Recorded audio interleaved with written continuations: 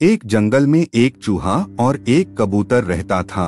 दोनों बहुत अच्छे मित्र थे। कबूतर और चूहे की दोस्ती को देखकर किसी को भी समझ नहीं आता था कि एक जमीन के अंदर रहता है और दूसरा पेड़ के ऊपर, फिर भी इन दोनों में इतनी गहरी दोस्ती कैसे है।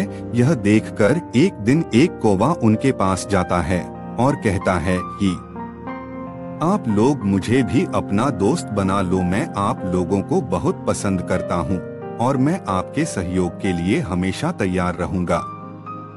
यह बात सुनकर चूहे ने कहा कि कौवा और चूहे की दुश्मनी तो आदि अनादि काल से चली आ रही है। भला चूहे की दोस्ती कौवे से कैसे हो सकती है? कौवा चूहे का जानी दुश्मन होता है, हम तुम पर कैसे विश्वास कर ले। यह बात सुनकर कौवा गिड़गिड़ाने लगा कि अगर तुम लोगों ने मुझे अपना दोस्त नहीं बनाया तो मैं बिना कुछ खाए पिए ही अपने प्राण त्याग दूंगा। कौवे के बहुत मनाने और बार बार विश्वास दिलाने पर कबूतर ने कहा कि चलो एक बार हम इसका विश्वास कर लेते हैं और इसे अपना दोस्त बना लेते हैं। इस तरह कौवा, कबूतर और चूहा तीनों दोस्त बन गए। दिन यूं ही बीतते गए और उन्होंने देखा कि कौवा एक बहुत अच्छा दोस्त है और हमेशा उनकी मदद के लिए तैयार रहता है। कौवा सच्चा था, वह अपने दोस्तों को बेइंतहा प्यार करता था। तीनों दोस्त एक साथ मजे से रहते थे तथा सुख दुख में एक दूसरे का साथ देते थे। कुछ समय पश्चात उस जगह पर भयानक अकाल पड़ा। नदी नाले सूखने लगे, पेड़ पौधे घास सभी सूखने लगे और जंगल में खाने की बहुत किल्लत हो गई। कौवे ने कहा कि दोस्तों, अब यहाँ पर रहना उचित नहीं है। यहाँ पर रहेंगे तो भूखे मर जाएंगे। यहाँ से बहुत दूर दूसरा जंगल है जहाँ पर मेरा एक दोस्त है और वहाँ का जंगल हरा भरा है। वहाँ पर खाने की खूब सारी चीजें हैं। हम लोगों को वहाँ पर जाना चाहिए। वहाँ पर हमारी मदद के लिए मेरा दोस्त हमेशा तैयार रहता है। पहले तो कबूतर और चूहे को यह उपाय अच्छा नहीं लगा, लेकिन बाद में सोचकर उन्होंने कौवे की बात मान ली और तीनों जंगल के लिए रवाना हो गए। वे लोग बड़ी सावधानी से आगे बढ़ने लगे। दूसरे जंगल में पहुँचने के बाद उन्होंने देखा कि यह जंगल तो वाकई बहुत हरा भरा है और यहाँ खाने का भंडार है।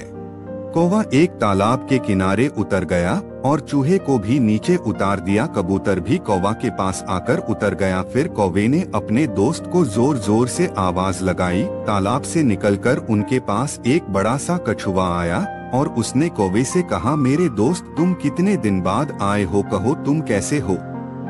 सब कुशल मंगल तो है ना?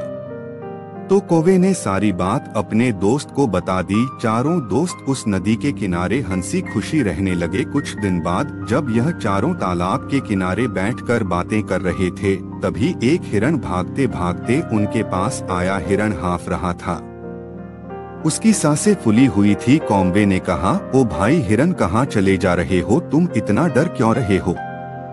तब हिरण ने कहा, क्या तुम कुछ जानते हो? बहुत बड़ी कठिनाई आने वाली है। यहाँ पर कुछ दूर नदी के किनारे एक राजा ने अपना डेरा लगाया है। इस राजा के सैनिक बहुत ही क्रूर और अत्याचारी है। कल वे इधर ही शिकार के लिए आएंगे। उनके सामने जो भी आता है उन्हें वो नष्ट कर देते हैं। अगर अपनी जान बचाना चाहते हो तो तुरंत यहाँ से भाग जाओ, क्योंकि वे लोग कल सुबह ही शिकार के लिए निकल जाएंगे। हमारे पास समय बहुत कम है। यह बात सुनकर सभी परेशान हो गए और चारों दोस्तों ने हिरण के साथ कहीं दूर चले जाने का निश्चय किया। अब पांचों जानवर दौड़ते दौड़ते दूसरी जगह पर जाने लगे। चूंकि कछुआ बहुत बड़ा था और वह जमीन पर रेंगता है, इसलिए सभी धीरे धीरे आगे बढ़ने लगे। कुछ दूर जाने के बाद एक शिकारी की नजर उस कछुए पर पड़ गई। शिकारी दौड़ते हुए उसके पास आया। हिरण भाग गया। कौवा और कबूतर पेड़ पर चढ़ गए। चूहा बिल में घुस गया, लेकिन कछुआ कुछ ना कर पाया और उसे शिकारी ने पकड़ लिया और अपने जाल में भरकर चलने लगा।